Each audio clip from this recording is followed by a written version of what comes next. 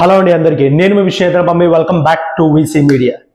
Allu Arjun incident మొత్తం గత 10 రోజులుగా అల్లు అర్జున్ రేవంత్ రెడ్డి గారు అటు సంధ్యా థియేటర్ ఈ ఇష్యూ మీద మొత్తం ప్రజలందరూ ఇంటనే ఉన్నారు.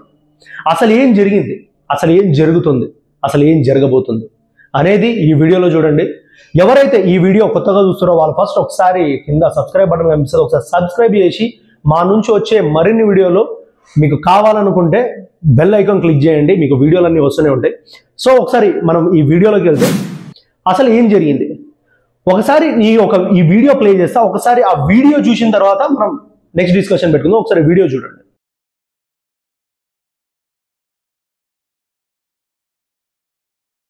సో చూసిరుగా వీడియో, అంటే రేవతి గారు అన్కాన్షియస్ అయిపోయి పడిపోయింది 9:16కి, అంటే రాత్రి 9:16కి. అల్లు అర్జున్ గారు సంధ్యా థియేటర్ దగ్గరికి వచ్చింది 9:34కి, అంటే దగ్గర 15 to 16 minutes గ్యాప్ ఉంది. అంటే అల్లు అర్జున్ గారు రాకముందే రేవంతి గారు అన్కాన్షియస్ అయి పడిపోయారు అనేది ఇప్పుడు ఈ వీడియో ద్వారా మనకు తెలుస్తుంది. అంటే ఇప్పుడు ఒకవేళ ఇదే నిజమైతే అంటే అల్లు అర్జున్కి అప్పుడు సంబంధం ఏంది?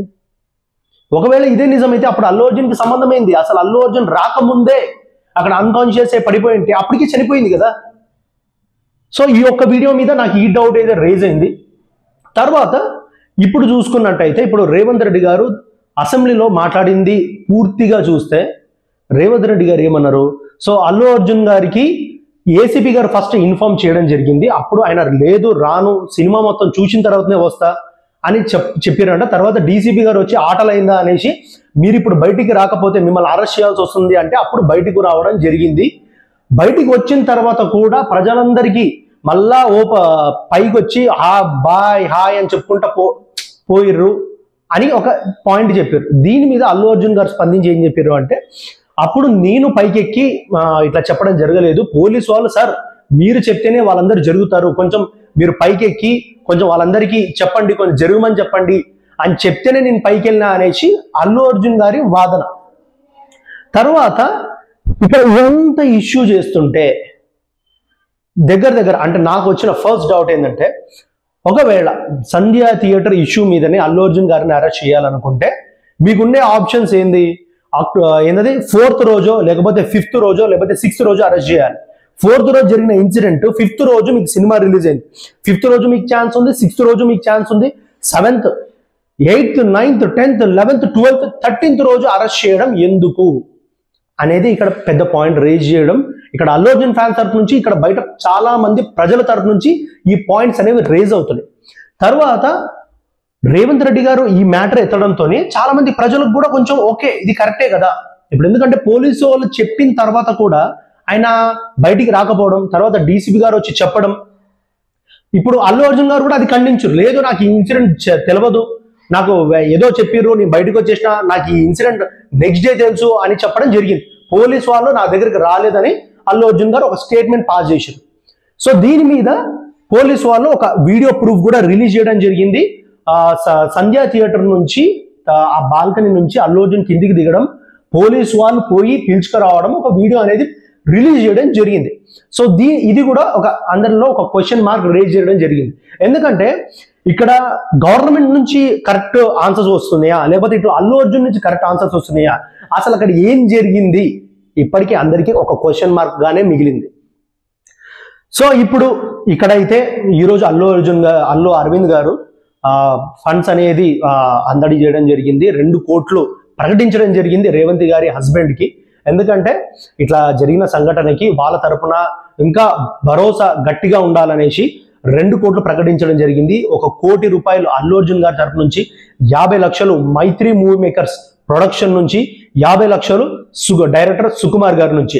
సో 2 కోట్లు వాళ్ళకి అందజేయడం జరిగింది. తర్వాత కోమటిరెడ్డి వెంకటరెడ్డి గారు తన తరపున 25 లక్షలు హస్బెండ్ కి అందించడం జరిగింది. సో ఇట్లా ప్రతి ఒక్కరు వాళ్ళ ఫ్యామిలీకి అండగా ఉండడం జరుగుతుంది.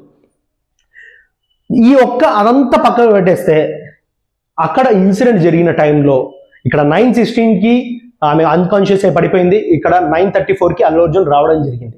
సో ఈ పాయింట్ అనేది ప్రతి ఒక్కరిలో ఇప్పుడు సోషల్ మీడియా మొత్తం వైరల్ అవుతుంది ఈ వీడియో. అసలు ఏంది మళ్ళీ ఇప్పుడు ఇదంతా కాక ఇప్పుడు అల్లు అర్జున్ గారిని మళ్ళీ నిన్న రప్పియడం జరిగింది. తర్వాత ఇప్పుడు జనవరి 12th దాకా ఇది నడుస్తూనే ఉంటుంది. ఇప్పుడు ఎందుకంటే పోలీసు వాళ్ళు చాలా గట్టిగా చెప్తున్నారు, ముందు ముందు ఏం జరుగుతుందో మీరు చూడండి అనేసి. తర్వాత బౌన్సర్ల మీద కూడా విరుచుకోబడడం జరిగింది. నిజంగా ఇది మాత్రం పక్కా, ఎందుకంటే హీరోలు కాదు కానీ పక్కన ఉన్న బౌన్సర్ల హీరో లెక్క ఫీల్ అవుతారు ఈ మధ్య. ఇది మాత్రం నేను కూడా చూసిన యాజ్ ఎ మీడియా పర్సన్గా, యాజ్ ఎ జర్నలిస్ట్గా కొన్ని ఫంక్షన్స్కి పోతుంటే హీరోల కన్నా బౌన్సర్లు ఎక్కువ చేస్తుంటారు.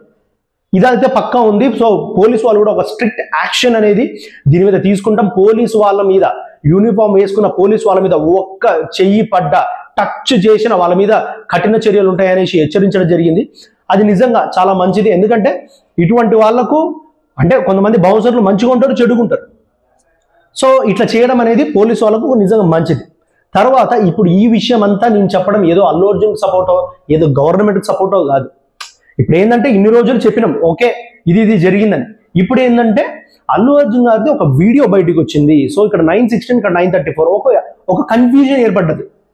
సో మనము అక్కడ జరుగుతున్న ఆధారాల ప్రకారంగా మన మాటలు ఈ వీసీ మీడియాలో చెప్పడం జరుగుతుంది. అది అందరూ ఆలోచించాలి. ఇదేంటంటే ఇదేదో మనం వీళ్ళకి సపోర్ట్ అని కాదు, న్యూట్రల్గా ఉండి ఎక్కడ కరెక్ట్ జరుగుతుంది, ఎక్కడ తప్పు జరుగుతుంది అది చూసుకుని మీకు అంటే ప్రజలకు అరే ఇది కరెక్ట్ న్యూస్. ఎందుకంటే కొంతమంది న్యూస్ ఫాలో అవుతారు, కొంతమంది న్యూస్ ఫాలో అవ్వరు, కొంతమంది కొన్ని ఎంటర్టైన్మెంట్ ఫాలో అవుతారు. సో వాళ్ళందరికీ ఏంటంటే మన ఛానల్ ద్వారా మన సబ్స్క్రైబర్స్కి అరే ఎవరైతే చూడకపోతే వాళ్ళందరికీ మనకు తెలిసిన ఇప్పుడు ఓకే ఇది జరిగింది, ఈ వీడియో అనేది బయటకు వచ్చింది. ఎందుకంటే 9/16కి ఆమె అన్కాన్షియస్ అయి పడిపోయింది. అప్పటికి అల్లు అర్జున్ థియేటర్ దగ్గరికి రాలేదు.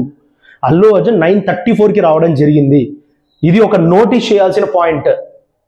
ఆ వీడియో ద్వారా క్లారిటీగా తెలిసిపోతుంది. సో దీని మీద మళ్ళా ఇక ముందు అల్లు అర్జున్ గారి నుంచి కానీ గవర్నమెంట్ నుంచి కానీ అసలు ఎటువంటి స్పందన వస్తుందో మనం అందరం వేచి చూడాలి. ఎందుకంటే ఇది తప్పు నిజంగా జరిగితే 100% శిక్ష పడాల్సిందే. శిక్ష అసలు మార్చడానికి ఏమీ లేదు. తప్పు నిజంగా జరిగితే అది 100% తప్పే. కానీ తప్పు జరగకుండా అల్లు అర్జున్ గారి మీద ఒక నింద వెయ్యాలనుకుంటే ఒకవేళ వెయ్యాలనుకుంటే ఒకవేళ దానికి కూడా నిజంగా ప్రజలు సమాధానం చెప్తారు. లేదు అల్లు అర్జున్ గారి నుంచి తప్పు ఉందంటే గవర్నమెంట్ చేసింది 100% కరెక్టే, దాంట్లో వేరే డౌటే లేదు. కానీ సీఎం రేవంత్ రెడ్డి గారిని ఒక విషయంలో ఎందుకు మెచ్చుకుంటున్నా అంటే ఎంత పెద్ద హీరో అయినా డోంట్ కేర్, తప్పు చేస్తే 100% జైలుకి వెళ్ళాల్సిందే, నేను ఎవరిని వదలను, అది ఎవరైనా సరే అనే ఒక పాయింట్ చూపించారు. నాకు అది నిజం చాలా బాగా అనిపించింది. అంటే ఏదో ఈయనని ఏషిర్రు అని కాదు, సో ఆయనని ఆ సంకల్పం ఉంది. ఓకే తప్పు ఎవరు చేసినా ఆయన వాళ్ళని లోపటేయాలనే ఒక దాంతోని ఇది ఉంది. సో ఇక్కడ ఏంటంటే మన తప్పు నిజంగా జరిగిందా లేదా ఈయన, ఎందుకంటే అల్లు అర్జున్ గారు ముందే A11 కింద చేయడం జరిగింది. మా పాయింట్ యాజ్ అ వీసీ మీడియాగా మా పాయింట్ ఏంటంటే ఇప్పుడు అల్లు అర్జున్ గారిది ఒక నిజంగా ప్రత్యక్షంగా ఆయన ఏమైనా తప్పు చేసి ఉంటే ఆయన అరెస్ట్ చేయడంలో ఇబ్బంది లేదు. A11గా ఉన్నారు, ఆయన వల్ల జరిగింది అంటే ఓకే ఆ జనాల్లో ఏదో జరిగింది. ఇప్పుడు చూస్తున్న వీడియో అయితే అసలు ఆయన అప్పటికే రాలేదు. సో మళ్ళీ ఇప్పుడు ఈ వీడియో ద్వారా అసలు ఏం చేస్తారు నెక్స్ట్ గవర్నమెంట్ కానీ ఇటు పోలీసు వాళ్ళు కానీ ఇదంతా వదిలేస్తే ప్రతి ఒక్కరు ప్రజలు కానీ అల్లు అర్జున్ గారి ఫ్యాన్స్ కానీ చెప్పేది ఏంటంటే ఆ రోజు థియేటర్ రాకపోయినంటే బాగుండు, అయిపోతుండే కదా అనే ఒక పాయింట్ అందరూ ఇప్పుడు రేజ్ చేస్తారు. సో ఇదే అయితే ఈరోజు జరిగింది. సో మీ అందరికీ ఈ వీడియో నచ్చినట్లయితే లైక్, సబ్స్క్రైబ్ అండ్ షేర్ చేయండి. అండ్ మా వీసీ మీడియాని సపోర్ట్ చేయండి. సబ్స్క్రైబ్ చేయడానికి మాత్రం మర్చిపోకండి. Subscribe to VC media. Thank you.